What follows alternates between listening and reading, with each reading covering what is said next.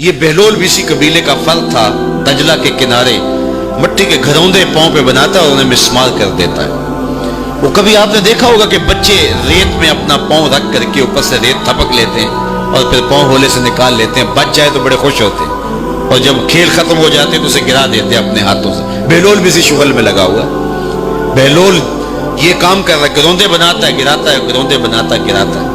بادشاہ گزرا، پوچھا بہلول کیا کر رہے ہو؟ ہنس کے کہا جنت کے مکان بنا رہا ہوں۔ کہا بیچتے ہو؟ ہاں بیچتا ہوں۔ کتنے کا؟ 10 روپے کا، سیل لگائی ہوئی ہے۔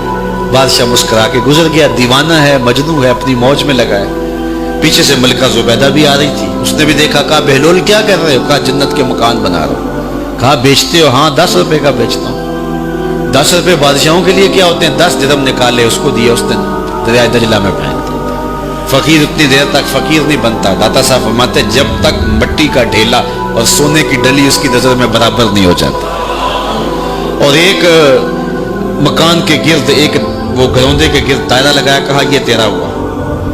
ملکہ گزر گئی، بادشاہ بھی چلا گیا۔ شام کو اپنے محل میں پہنچے، بادشاہ سویا، منظر جاگا کہ حشر کا دن ہے، پھر جنت کا منظر ہے، جنت میں بڑے بڑے خوبصورت مکان ہیں۔ ایک مکان تو بڑا ہی اچھا لگا، تو جی چاہا کہ اس مکان کو دیکھوں۔ تو جب قریب گیا تو دروازے پہ لکھا تھا ملکہ زبیدہ۔ شوق سے آگے بڑھا تو دربان نے روک دیا، کہا یہ ملکہ کا ہے؟ کہا وہ میری ہی ملکہ ہے۔ کہا دنیا کے ضابطے اور ہیں، آخرت کے ضابطے اور ہیں۔ بادشاہ کی آنکھ کھل گئی، بے چین ہو گیا، ملکہ کو بیدار کیا، کہا تو کون سا نیک عمل کیا ہے؟ میں نے جنت میں تیرا یوں مال دیکھا۔ ملکہ کہنے لگی وہی معمول کی نمازیں، وہی سب کچھ، کوئی نیا کام تو میں نے کیا نہیں۔ ہاں یاد آیا، کل گزر رہی تھی، دجلہ کا کنارہ تھا، وہ جسے لوگ مجذوب کہتے ہیں، وہ جو دیوانہ کہلاتا ہے، وہ بہلول، وہ جنت کے محل کہتا تھا، وہ بنا رہا۔ میں نے کہا چلو کوئی بات نہیں، فقیر ہے، 10 روپے کیا ہوتے ہیں، تو میں نے 10 روپے کا ایک محل خریدا تھا۔ بادشاہ سر پکڑ کے بیٹھ گیا، وہ تو مجھے بھی کہتا تھا۔ میں دیوانے کی بات سمجھ کے گزر گیا۔ اگلے دن بادشاہ قصدن گزرا۔ جب قصدن گزرا نا تو دل دھڑک رہا تھا کہ کہیں مجذوب پھر آج مل جائے اور اسی موج میں ہو تو کام بن جائے۔ دیکھا تو بہلول وہاں بیٹھا، آگے بڑھ کے دیکھا تو کام بھی ہوئی۔ بادشاہ پھر رک گیا، پوچھا بہلول کیا کر رہے ہو؟ اب دل دھڑک رہا تھا کہ مجذوب ہے، کوئی اور بات کہہ دے تو چلو اچھا ہو کہ وہی جواب دے دے۔ اس نے وہی جواب دیا، جنت کے محل بنا رہا ہوں۔ بادشاہ کا کچھ دل ٹھہرا، پھر کہا اچھا بیچتے بھی ہو؟ ہاں ہاں بیچنے کے لیے بنا رہا ہوں۔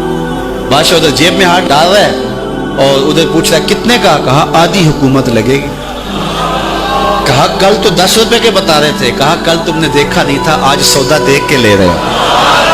اللہ تعالیٰ ارشاد فرماتا ہے انما تنذر من اتبع الذکر وخشی الرحمن بالغیب، جو ان ڈٹھے سودے کرتے ہیں، جو بغیر دیکھ کے کرتے ہیں۔ اچھا چلو ایک خوشخبری میں آپ کو بھی سناؤں، اور وہ خوشخبری رسول اللہ کی زبان سے۔ حضور نے فرمایا طوبی لمن رآنی وآمن بی وطوبی 7 مرات من لم یرانی وآمن بی۔ فرمایا صحابہ تمہیں مبارک ہو ایمان کی کہ تم نے مجھے دیکھا اور میرے اوپر ایمان لائے، اور کہا انہیں 7 مبارکیں ہوں جنہوں نے مجھے دیکھا بھی نہیں ہوگا اور پھر بھی ایمان لائیں۔ انما تنذر من اتبع الذکر وخشی الرحمن بالغیب فبشرہ بمغفرۃ واجر کریم۔ ان کو بشارت دے دیجئے بڑی عزت والے اجر کی اور خوشخبری بھی۔ تو جس اجر کو میرا رب بھی کریم کہہ رہا ہے وہ اجر کیسا ہوگا؟